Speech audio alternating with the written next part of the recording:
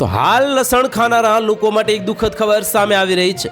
તમારા રસોડામાં મળતા મસાલા અને ઘણી શાકભાજી ફક્ત ખોરાકનો સ્વાદ વધારવામાં જ મદદ કરે છે, પરંતુ સ્વાસ્થ્ય માટે પણ ખૂબ ફાયદાકારક છે। જે આજે અમે તમને બે એવી વસ્તુઓ વિશે જણાવીશું જે ફક્ત ખોરાકનો સ્વાદ જ નહીં પણ ઘણી બીમારીઓથી મૂળમાંથી દૂર કરવામાં પણ મદદ કરે છે।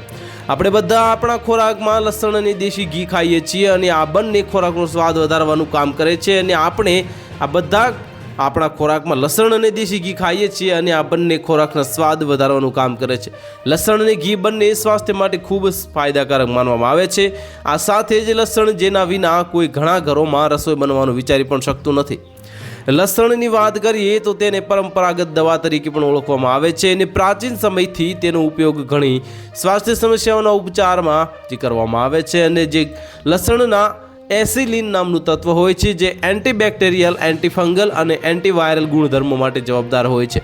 આ સાથે તેમાં વિટામિન સી, વિટામિન B6 અને manganese, selenium, calcium, iron, phosphorus અને ફાઇબર હોય છે।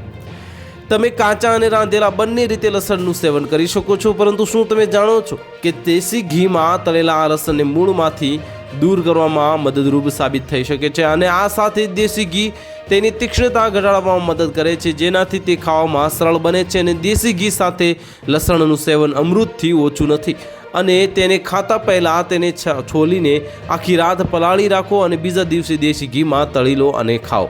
તો હાલ માટે આટલું જ, મળીશું અપડેટ સાથે। જો તમને અમારા વિડીયો પસંદ આવતા હોય તો વિડીયોને લાઇક કરી દેજો, ચેનલને સબસ્ક્રાઇબ કરી બાજુમાં આવેલા બેલ આઇકનને દબાવી દો, જેથી તમને આવા સમાચારની અપડેટ મળતી રહે।